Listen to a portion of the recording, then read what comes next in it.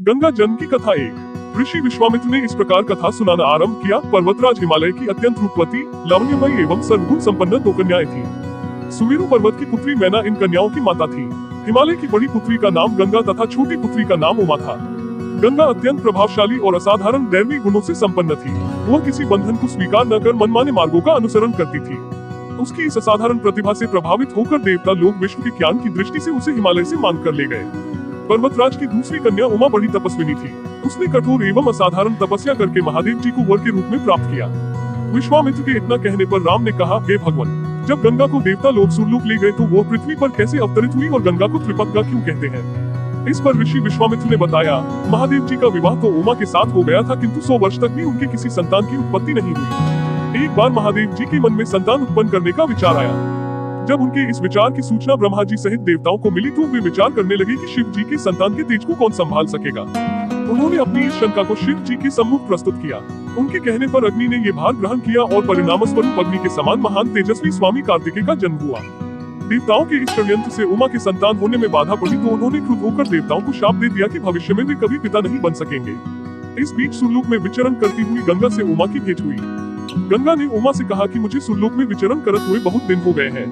मेरी इच्छा है कि मैं अपनी मातृभूमि पृथ्वी पर विचरण करूं। उमा ने गंगा आश्वासन दिया कि वे इसके लिए कोई प्रबंध करने का प्रयत्न करेंगी। वत्स राम, तुम्हारी ही अयोध्यापुरी में सगर नाम के एक राजा थे। उनके कोई पुत्र नहीं था। सगर की पटरानी केशिनी विदर्भ प्रांत के राजा की पुत्री थी।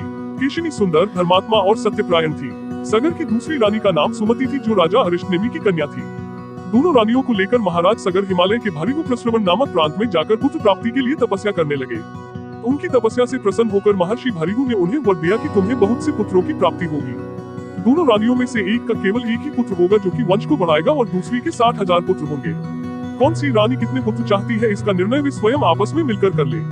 केशिनी ने वंश को बढ़ाने वाले एक पुत्र की कामना की और गरुड़ की बहन सुमति ने 60,000 बलवान पुत्रों की। उचित समय पर रानी केशिनी ने असमंजस नामक पुत्र को जन्म दिया। रानी सुमति के गर्भ से एक तूंबा निकल जिसे फोड़ने पर छोटे छोटे 60,000 पुत्र निकले। उन सबका पालन पोषण घी के घरों में रखकर किया गया। कालचक्र बीतता गया और सभी राजकुमार युवा हो गए। सगर का ज्येष्ठ पुत्र असमंजस बड़ा दुराचारी था और उसे नगर के बालकों को सरयू नदी में फेंककर उन्हें डूबते हुए देखने में बड़ा आनंद आता था।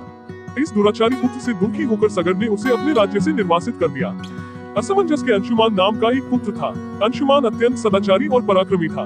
एक दिन राजा सगर के मन में अश्वमेध यज्ञ करवाने का विचार आया।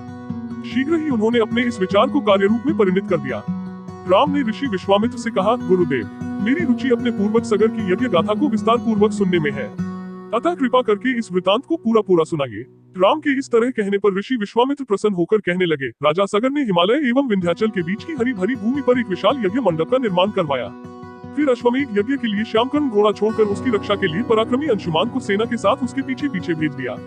यज्ञ की संभावित सफलता के परिणाम की आशंका से भयभीत होकर इंद्र ने एक राक्षस का रूप धारण करके उस घोड़े को चुरा लिया। घोड़े की चोरी की सूचना पाकर सगर ने अपने 60,000 पुत्रों को आदेश दिया कि घोड़ा चुराने वाले को पकड़कर या मारकर घोड़ा वापस लाओ। पूरी पृथ्वी में खोजने पर भी जब घोड़ा नहीं मिला तो इस आशंका से कि किसी ने घोड़े को तहखाने में न छुपा रखा हो, सगर के पुत्रों ने संपूर्ण पृथ्वी को खोदना आरंभ कर दिया।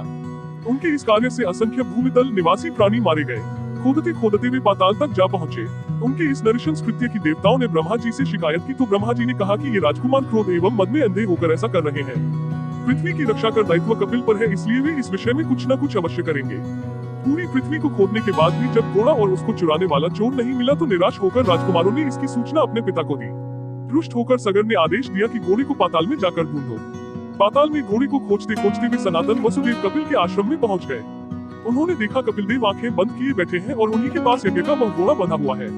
उन्होंने कपिल मुनि को घोड़े का चोर समझकर उनके लिए अनेक दुर्वचन कहे और उन्हें मारने के लिए दौड़े। सगर के इन कुकृत्यों से कपिल मुनि की समाधि भंग हो गई। उन्होंने क्रुद्ध होकर सगर के उन सब पुत्रों को भस्म कर दिया।